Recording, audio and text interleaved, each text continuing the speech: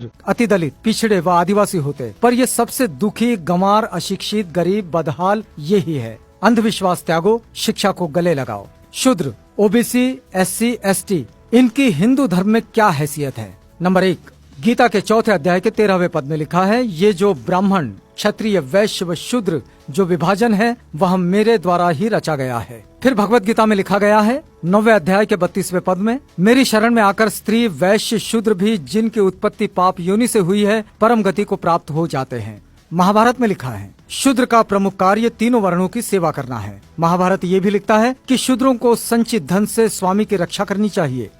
रामायण में लिखा है शूद्र तपस्या करे तो राज्य निर्धनता में डूब जाएगा। रामचरितमानस में ढोल गवार शूद्र पशु नारी सकल ताड़ना के अधिकारी। रामचरितमानस में ही पूजिए विप्र सील गुणहीना शूद्र न गुण गण ज्ञान प्रवीणा। आपस्तम धर्म सूत्र में लिखा है वह शूद्र जो ब्राह्मण के चरणों का धोवन पीता है राजा उससे कर टैक्स ना ले। कथक संहिता में लिखा है कि जिस गाय का दूध अग्निहोत्र के काम आवे शूद्र उसे ना छुएं। इतरे ब्राह्मण सूत्र में लिखा है कि शूद्र केवल दूसरों का सेवक है, इसके अतिरिक्त उसका कोई अधिकार नहीं है। स्कंद पुराण में लिखा गया है कि यदि कोई ब्राह्मण शूद्र को शिक्षा दे तो उस ब्राह्मण को चंडाल की भांति त्याग देना चाहिए।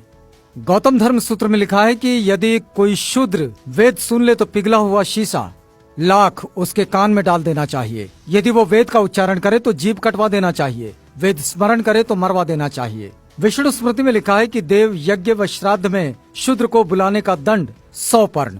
आपस्तम धर्म सूत्र में कहा गया है कि ब्राह्मण कान तक उठाकर प्रणाम करे, क्षत्रिय वक्षस्थल तक, वैश्य कमर तक व शूद्र हाथ जोड़कर एवं झुककर प्रणाम करे। तैत्तरीय ब्राह्मण सूत्र में लिखा है कि ब्राह्मण की उत्पत्ति देवता से, शूद्रों की उत्पत्ति राक्षस से हुई है। गौतम धर्म सूत्र में लिखा है यदि शूद्र जप तप होम करें तो राजा द्वारा दंडनीय है। शतपथ ब्राह्मण सूत्र में लिखा है कि यज्ञ करते समय शूद्र से बात नहीं करनी चाहिए। विष्णु पुराण लिखता है कि जो शूद्र अपने प्राण, धन तथा अपनी स्त्री को ब्राह्मण के लिए अर्पित कर दे उस शूद्र का भोजन ग्राह्य है। महाभारत के अनुसार शूद्र राजा नहीं बन सकता। गीता के अनुसार शूद्र को ब्राह्मण, क्षत्रिय और वैश्यों की गुलामी करनी चाहिए। रामायण के अनुसार शूद्र को ज्ञान प्राप्त करने पर मृत्यु दंड मिलना चाहिए। वेद कहते हैं शूद्र ब्रह्मा के पैरों से पैदा हुआ है इसलिए वो नीच है। मनुस्मृति के अनुसार शूद्र का कमाया धन ब्राह्मण को बलात् छीन लेना चाहिए।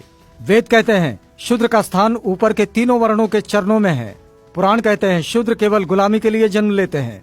रामचरितमानस के अनुसार शूद्र को पीटना धर्म है। फिर भी एक सहनशील शूद्र अब भी इन हिंसक धर्म ग्रंथों और इन देवी देवताओं को सीने से लगाए फिरता है। जय विज्ञान, जय संविधान।